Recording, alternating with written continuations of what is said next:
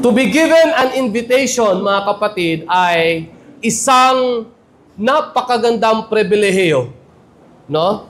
And madalas nga ang ating kasabihan, pagka ikaw ay naimbitahan, napakahirap pong tanggihan, di ba? Because we consider it that it's a privilege.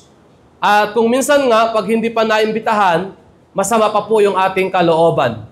Amen po ba? Lalo na kapag tinitignan natin na yung tao na supposedly ay magsi-celebrate ng kung ano man ay parang tingin natin close sa atin, akala natin kaibigan natin. And so, sometimes we are expecting na meron dapat invitation.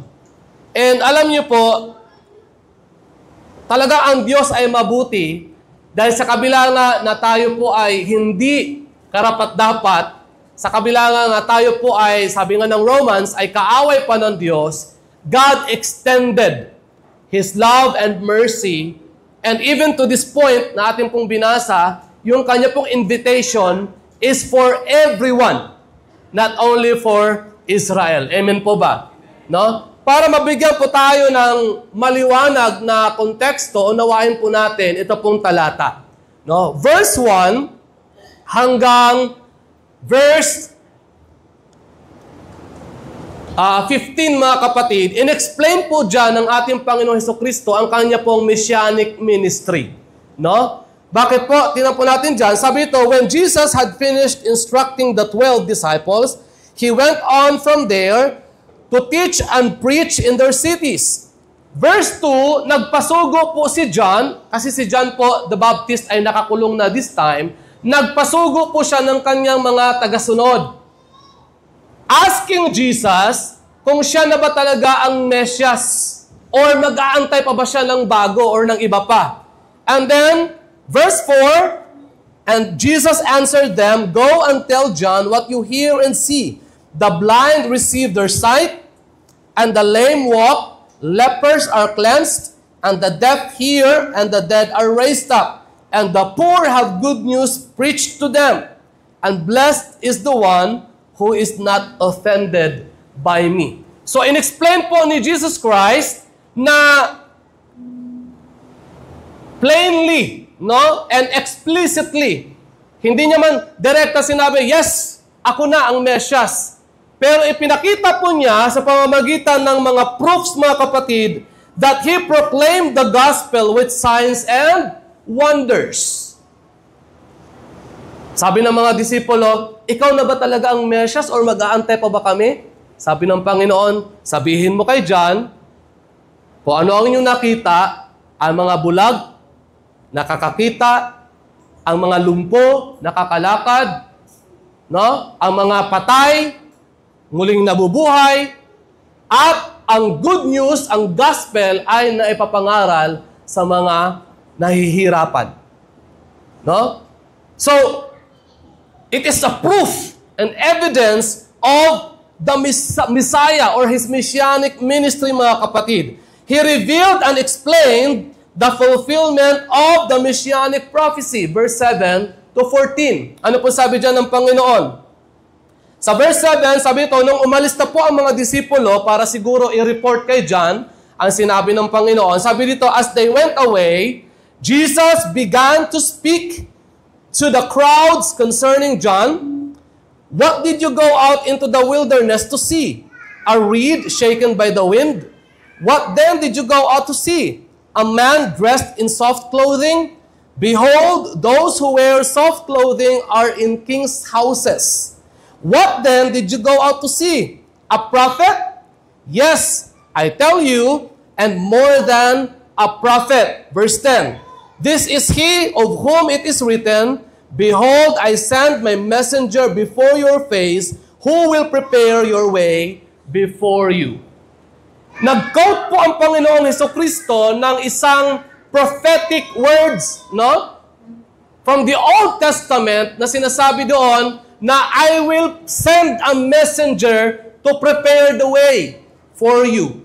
Ito po ay pumapatungkol sa pagdating ng Mesias, mga kapatid.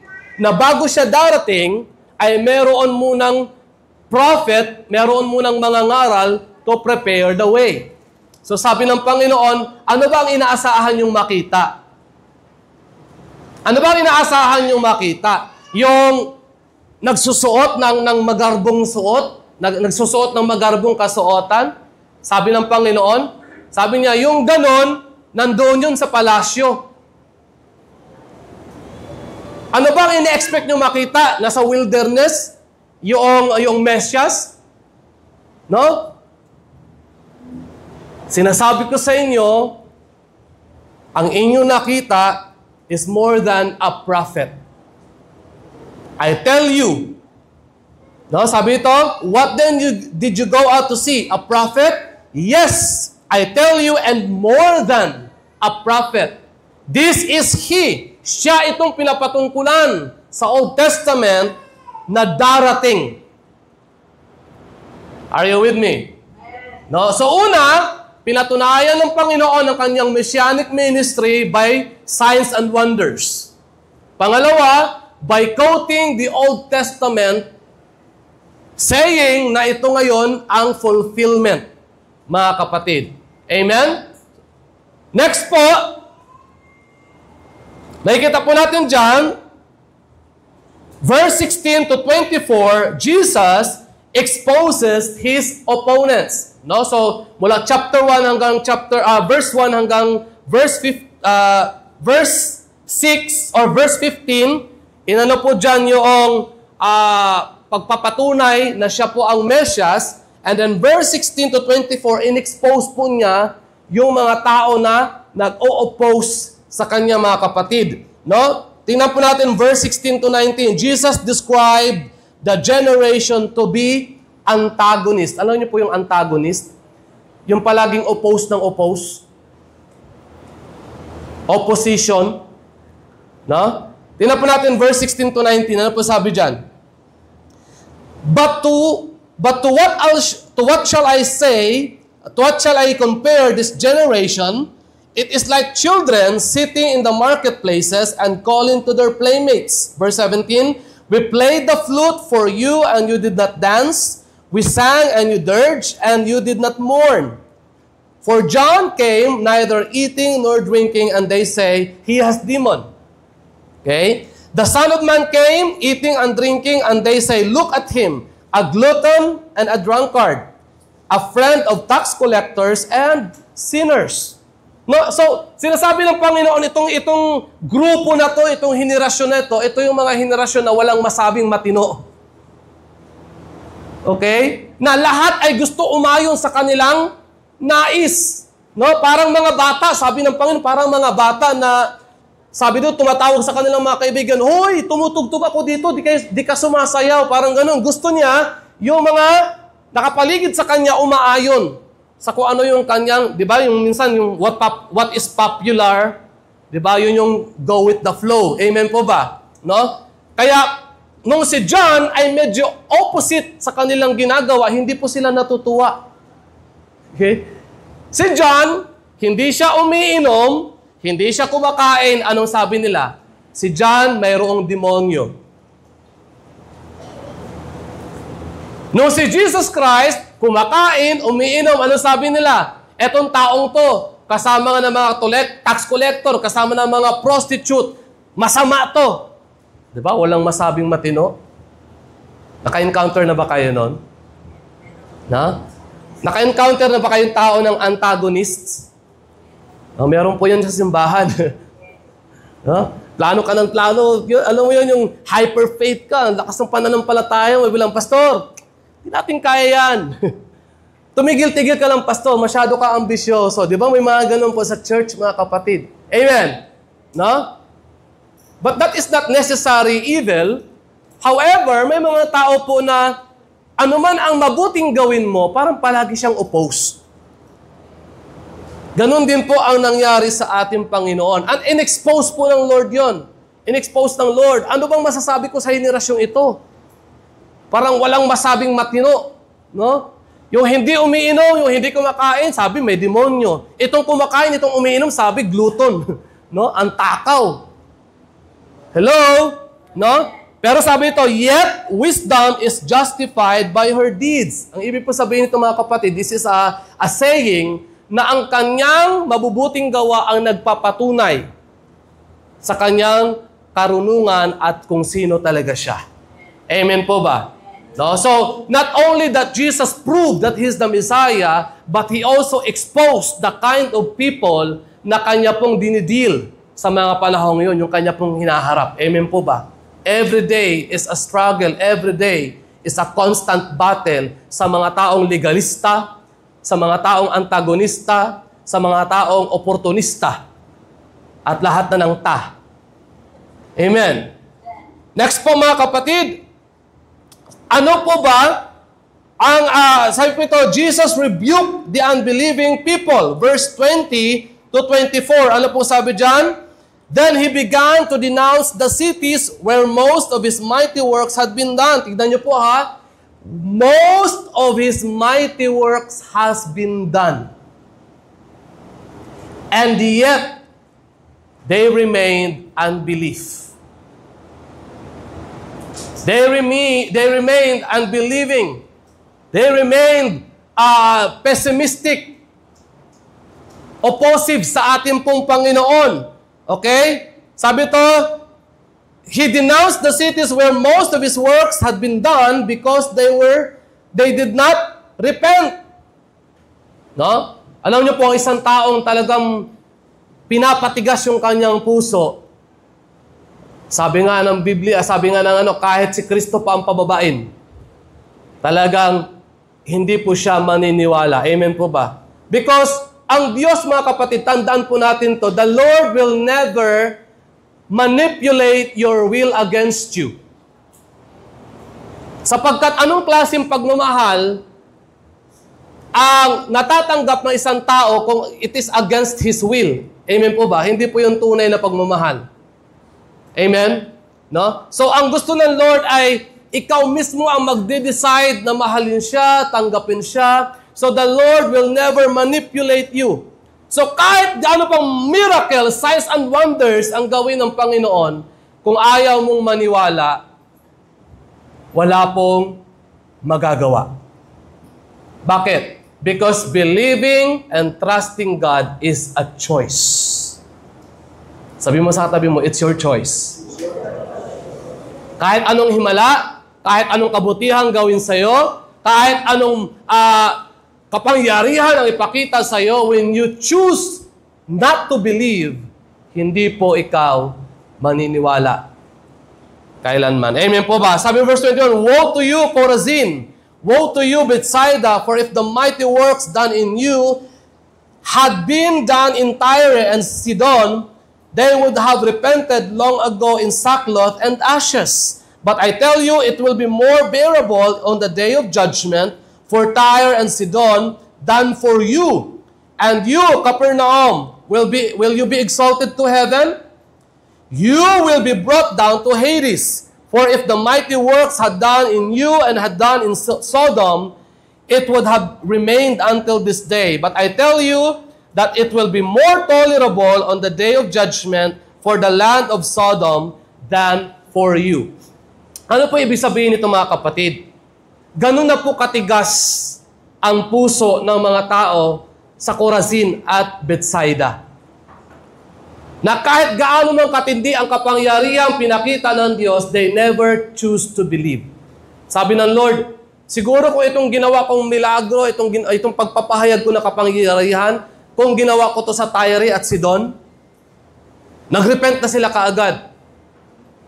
Ganun na po katigas yung puso nitong mga taong ito, mga kapatid. No? But they will never go unpunished. Ang sabi ng Lord, tandaan mo na kung paanong naparusahan ang Sodom and Gomorrah, mas magaan pa ang nagiging kaparusahan nila kaysa sa magiging kaparusahan ninyo. Bakit po? They have witnessed the power, they have witnessed the miracle na si Jesus Christ mismo nag-perform, and they chose not to believe. Amen? Ano pa sabi? Greater is the punishment of those who knew God and choose not to believe in God. Greater is the punishment of those who are teaching the law but do not obey them. Hello? Sabi mo nga sa katabi mo, huwag ka nang magmatigas. Sundan mo, baka abutan ka. Amen? Nawi-witness natin, naririnig natin kung gaano kabuti, kung gaano ka makapangyarihan ng Diyos, kung gaano ka iniibig ng Panginoon, pero kadalasan pinipili pa rin natin maging matigas. Tigasin ka pala eh. No? So, God or Jesus Christ gave warning. And then, pasok na po tayo sa ating text mga kapatid. At that time, Jesus declared, I thank you, Father, Lord of heaven and earth, that you have hidden these things from the wise and understanding and revealed them to little children. Yes, Father, for such was your gracious will. Verse 27, all things have been handed over to me by my Father, and no one knows the Son except the Father, and no one knows the Father except the Son, and anyone to whom the Son chooses to reveal him. Verse 28, here's the invitation. Come to me. Come to me, all who labor and are heavy laden, and I will give you rest. Nakikita niyo po yung transition? Etong generation na ito, etong city na ito, ang titigas ng ulo. Kahit anong miracle, kahit anong kapangyarihan pagpapakita ko, ayaw makinig. Well then, ayaw nyo? Sige, dito tayo. Kayo. Kayo na nabibigatan, kayo na nahihirapan, kayo na dumaraan ng pagsubok. Ano sabi niya? Come to me. Bakit po? In reality, when people undergo suffering, they tend to look for something greater than themselves. Ang mga tao po na nandoon sa kapangyarihan, ang mga tao po nandoon sa kayamanan, ano pong nangyayari? They became dependent. Dependent sa kanilang sariling kakayanan, dependent sa kanilang karunungan, dependent sa kanilang kapangyarihan. Amen po ba? Kaya, yung mga tao ngayon na nasa kapangyarihan, hinahawakan po nila yung kanilang posisyon. Matindi po, mga kapatid. Amen po ba? Matindi po ang paghawak nila sa posisyon. Why? Kasi doon po sila nagre-rely. Amen? Doon sila umaasa. Hindi nila nakikita na mayroong Diyos na nakakita ng kanilang mga gawa. Pero yung mga taong naghihirap, kanino po tumatawag? Sa Panginoon. Yung mga taong nahihirapan, naghahanap po yun ng makakapitan. Amen po ba? And so the Lord is extending His arms. Come to me. Come to me. Kumbaga, ayaw nilang makinig, ikaw na lang. Amen. Come to me, all you who are heavy laden, and I will give you rest. So what Jesus is inviting us to? Number one, to come and find rest in Him. Verse 28. Amen po ba? He is inviting us to come and find rest. Kung minsan po, alam natin sa ating sarili na talagang medyo komplikado na yung ating sitwasyon. Amen po ba? Pero in reality, parang, alam mo yun, sumisinghap-singhap po tayo and humahanap pa rin po tayo ng lusot sa ating sitwasyon that we tend to rely even, hindi sa ating sarili, sa ibang tao. Tama po ba? Kaya yung iba, kanina po lumalapit sa Bombay. Yung iba, kanina po pumupunta sa mga politiko. No? Yung iba, kung kanino-kanino at kung ano-ano pong ating ginagawa dahil nais natin ng solusyon sa ating mga problema. Nakalimutan natin na mayroon pong Diyos na mayroong pakialam sa'yo. You are so desperate. There are times, mga kapatid, na we are so feeling desperate, frustrated sa ating sitwasyon na nagre-resolve tayo sa isang paraan na hindi ayon sa kalooban ng Panginoon, forgetting that there is the most powerful God willing to help you out. Handang tulungan ka sa iyong sitwasyon. Amen po ba? Sabi ng Lord, come and find rest. Pagod ka na? Magpahinga ka, kapatid. Pastor, kung magpapahinga ako, ano papakain ko sa pamilya ko? Alam niyo po yung mga ganong statement? You're only showing that you are depending on yourself, not in God. Hello? Kung hindi ako magtatrabaho ng linggo, sayang naman yung 600 pesos. Pakain ko sa pamilya ko. Naiintindihan naman ng Lord. Alam mo kapatid, yung 600 pesos na yon, kulang pa yan pag na-ospital ka. Bakit? Ang katawan mo nangangailangan ng pahinga. Sabi mo sa katabi mo, gets mo? Kaya nga si Lord na mismo disenyo ng Lord. Disenyo ng Lord, 6 days you will work. 6 days, kinakailangan mo magtrabaho, magsumikap, magpagod. Amen po ba? But on the 7th day, you need to rest in the presence of our God. Because that's what the body needs. That's what your spirit needs. Kaya alam niyo, pag hindi ka nakapagpahinga, ano nangyayari? Irritable ka na. Mainit na ulo mo. Di ba? Ano nangyayari? Affected na yung relationship mo sa family. Bakit? Hindi ka na makausap ng matino eh. Pati yung pusa na nanahimik, nasisipa mo eh. Di ba? Because you're going against what God is designed for us. Amen po ba? No? God is telling you, take a rest. Kaya alam niyo po, ang ating Pastor Robert hindi po mahigpit. Kung kayo po ay magtatayuan, go lang. Kung kayo po ay lilipad, lalangoy, gagapang, kung ano po gusto niyong gawin, mapagpahinga lang, gawin niyo. Di ba? Hindi po tayo dogmatic na pag wala ka sa simbahan ng linggo, hindi ka makakasama ng rapture. Are you with me? Sapagkat ina-acknowledge po natin na ang bawat isa ay nangangailangan po ng panahon ng kapahingahan. Amen. Kaya po ang ating Pastor Robert, pag Lunes, bilyaran po talaga ang punta niyan. Kasi yun po ang pahinga ng mga pastors. No? Alam niyo po ba yung preaching, hindi lang po yan, pag-aralan mo, 30 minutes, tapos. It's equivalent to 8 hours work a day. Imagine niyo po kung ilang preaching engagement ang pinupuntahan ng ating Pastor Robert, ng ating Pastora Ning. No? Kahit pa namamagatuhod niyan. No? Ang ating Pastor Boy, kung ilang pong prayer meeting or yung pangunguna sa devotion. Hello? Nangangailangan din po ng pahinga ang ating katawan. Amen po ba? Find rest. Sabi ng Lord, come to me. I wonder kung ilang po dito nakakapag-devotion pa. Alam niyo po ba yung when you sit down, close your eyes, tapos pag-aanuhin mo lang, pagmumuni-munihin mo lang yung salita ng Diyos, kakanta ka lang sa Panginoon, alam niyo po ba ang laking kapahingahan po ng inyong katawan at ng inyong isipan? Kasi yung ating isipan, kung minsan po, pinupuno po yan ng ingay. Naranasan niyo na po yan? Yung ba parang ang dami-daming umaano sa isip nyo? Tanong mo yung katabi mo, may ADHD ka ba?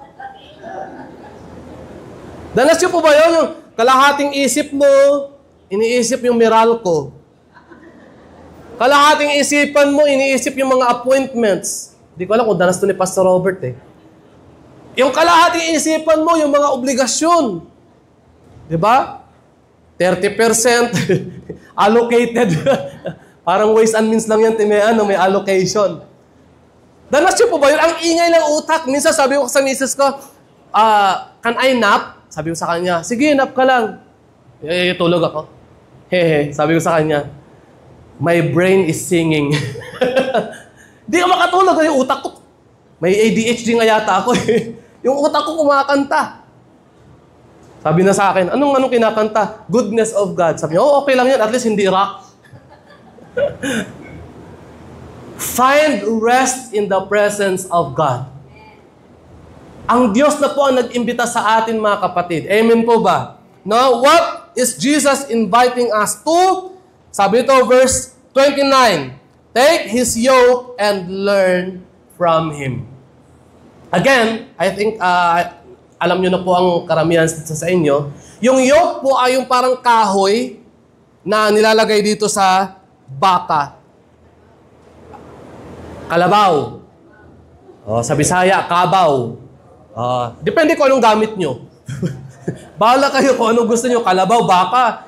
Nasa inyo, choice yun. Kung gusto nyo, kayo din. Di ba? Meron kasi yung nag-iigib ng tubig. Ganun yon. Alam nyo na yun, gets nyo na yun, di ba?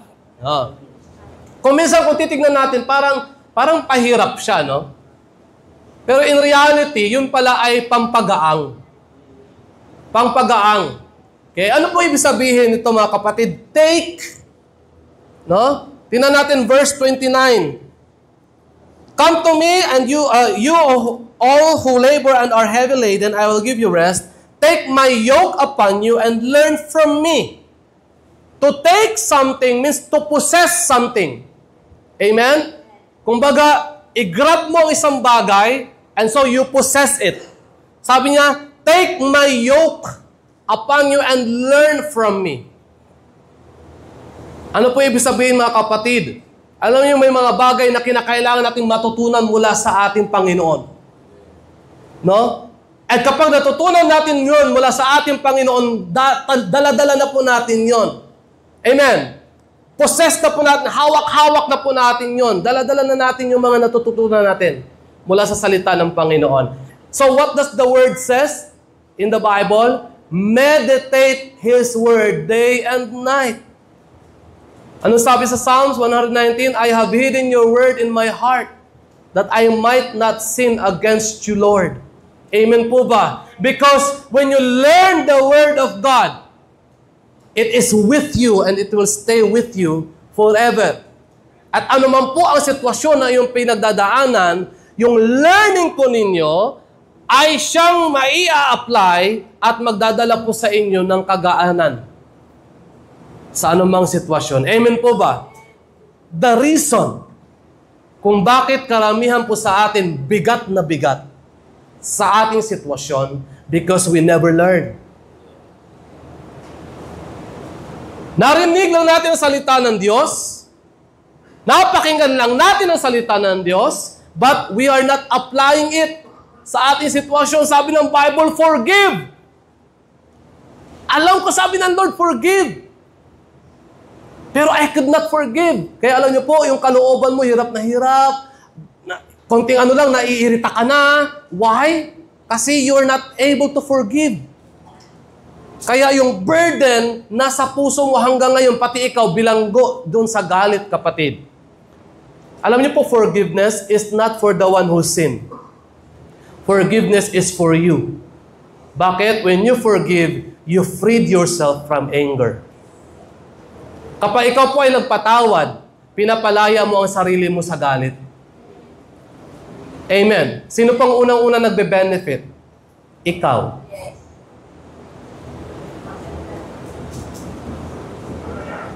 Tayo mo sa kapit-tabi mo, narinig mo ba? Isipin mo na ngayon, sino ba yung nakaaway ko? Sino ba yung nakagalit ko? Hanggang ngayon, hindi ko pa mapatawad. Alam niyo po, sabi ng psychology, kapag ikaw ay mayroong mga emotional baggages, pakinggan niyo po ito. Kapag ikaw ay may emotional baggages, subconsciously, nakatanim lang siya at the back of your mind. At meron pong mga trigger factor yan na kapag na-touch yung part na yon, madali kang mag-flare up, madali kang mag-react. I remember one time, if Ninang Nena would allow me, I asked her once about her father, and to my surprise, nagsishare siya, nanginginig siya habang naiiyak. Sabi ko sa kanya, Ninang, kailangan mong i-deal yan, kailangan mong mag-undergo ng counseling. Dahil maliban na lang na yan ay maibahagi mo at ma-deal mo yan, hindi ka mapapalaya.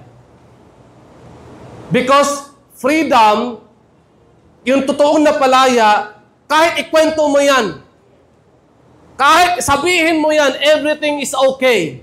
Pero yung nanginginig ka, there's something wrong. Alam niyo po, nung na-share niya po yon, napalaya ka na po, Ninang, no? Pinalaya ka na. Yeah. Hello?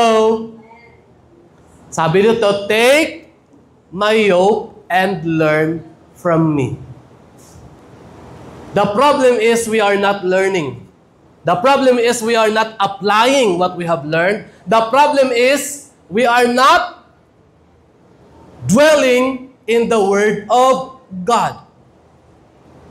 Amen po ba? Kaya ang invitation po ng ating Panginoon, come, rest, take, and learn. Amen? Sabi mo sa katabi mo, mag-aral ka na. Hindi lang hermeneutics, no? Hindi lang kundi talagang aralin natin ang salita ng Diyos, apply natin ang salita ng Diyos. Amen? At yung struggle po natin, mga kapatid, ay manilesen. Because the Word of God will be our guarantee, no? Na tayo po ay merong panglaban sa anumang sitwasyon ng ating buhay. Amen po ba? Bakit po natin kinakailangan lumapit sa ating Panginoon? Sabi po ito, verse 27, Jesus possesses all things. Ano po sabi ng Panginoon? All things. Ano po sabi? All things have been handed over to me by my Father. Sabi nga po natin, all things. All things. Ano po ba kailangan mo? Ano kailangan mo, kapatid? Bahay? Lupa? Pera? Relasyon? Ano po ba kailangan mo? Ang sabi ng Panginoon, all things have been handed to me by my Father. Lahat ng bagay ay pinagkaloob na sa Kanya. Kapangyarihan, no? Kadakilaan, and even kayamanan. Bakit po? Si Kristo ang may-ari ng lahat ng bagay. Sa Kanya lahat nagmula at lahat ay para sa Kanya. Amen po ba, mga kapatid? Even ang ating buhay ay kayang kunin at ibigay ng ating Panginoon. All things have been handed to Him by the Father. Kaya lahat ng ating kakailanganin, mga kapatid, mahahanap natin sa Panginoon. Kagalingan, kalakasan, kalayaan. Amen? Ano po ang kailangan mo? Mahanap natin sa Panginoon. Even yung iyong lifetime partner. Di ba, Pastor Tom? Asan ba si Pastor? Mahanap natin sa Panginoon. Amen. Because Christ possesses all things. Ano pa po? Jesus can reveal to us the divine things. Verse 27, ano sabi dyan? No one knows the Father and no one knows the Son. No? The Son only knows the Father and He reveals to anyone na Kanyang gugustuhin i-reveal. Amen po ba? Ang ibig po sabihin, mga kapatid, ang mga bagay na makalangit, the divine things, ay nasa ating Panginoon. At para maunawaan po natin yan, kailangan po natin lumapit sa Kanya. Amen po ba? Because He alone can reveal those divine things. Amen? Verse 28, ikita po natin dyan, He is openly welcoming us, giving us and providing us support. No? He is willing to help, mga kapatid. Amen po ba? More than willing dyan sa katabi mo. Yung katabi mo, tandaan mo po, limited yan. But our Lord is unlimited. No? Yung katabi mo, kung makapagbigay man yan, hanggang 20 lang. Hanggang 100. Or kung maswertihin ka, hanggang 500 to 1,000. Yeah, but the Lord is unlimited. Hello? Subukan mo nga yung katabi mo. Hanggang saan ang kayang ibigay? Tama po ba? Ang katabi natin, mga kapatid, limited lang po ang kayang ibigay. Mabigyan kanya ng 1 oras ng kanyang time. Mabigyan kanya ng 1 day, but He cannot give everything for you. But the Lord Jesus is unlimited. He even gave His life. Amen. Palapakan po natin ng Panginoon. Ganon ka-willing ang Lord na tulungan ka, kapatid. Abutin ka sa iyong sitwasyon. Amen? He is more than willing to help. Ano pa? Verse 28 and 29, sabi to, Jesus is gentle. Wow! Grabe, no? The all-powerful God, the Almighty, the Lord of hosts, the chief warrior, no? Our Jehovah Nissi. Sabi niya, I am gentle. Imagine niyo po, no? The irony, no? Kapangyarihan niya, ang tindi niya, mga kapatid. Ang presentation sa kanya in the Old Testament, He is the Lord of hosts. Alam niyo po ba yung Lord of hosts? The leader of all warriors. No? Pero sinasabi niya sa'yo, He is gentle. If you are willing to learn in Him, to learn from Him, sabi niya, I am gentle. Tuturuan ka niya sa isang simple, napakamahinahon na paraan. Pero kapag ayaw mong matuto, didisiplinahin ka rin ng Lord. No? Because the Lord disciplines those whom He loves. Amen po ba? But He is gentle. Ang sabi ng Panginoon. Amen? Bakit tayo lalapit kay Lord? Napaka-gentle niya. Maamo. Hindi ka niya pahihirapan. Hindi niya sasabihin sa iyo, magdasal ka muna ng 10 Aba, Ginoong Maria. Magdasal ka ng 10 Ama namin. Lumuhod ka muna, maglakad ka na nakaluhod mula doon hanggang dito para patawarin kita. Hindi. Ano sabi ng Lord? Lumapit ka lang at makakasumpong ka ng kapahingahan. Amen? Palapakan natin si Lord, kapatid. Hindi niya nare-require ang ano mang bagay mula sa iyo. Ang kailangan niya lang, manampalataya ka, magtiwala ka. Lumapit ka lang. No? Because He is gentle. Amen? Hello? The theology of the text, mga kapatid, of course, may kita po natin dyan, mula pa lang verse 1 hanggang sa ating pong binasa, that Jesus is divine. Amen? Pinakita po niya kung gaano ka makapangyarihan ng kanyang gawa.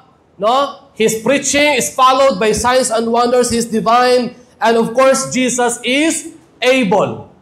He is able. Remember this, mga kapatid. Hindi ka nilikha ng Diyos para sa kahirapan.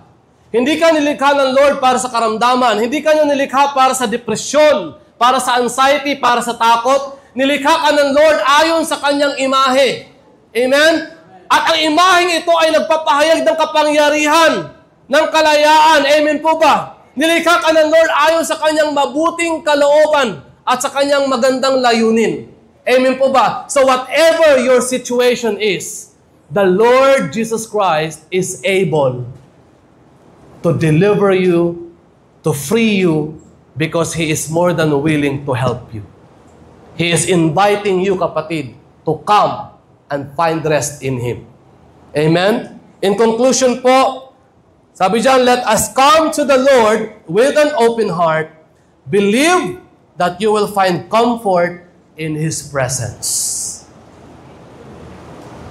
If God is able to deliver you in whatever situation na kinasasadlakan mo ngayon, kapatid, ano pa ba ang dapat mong gawin? Lumapit, magtiwala, at matuto sa ating pong Panginoon.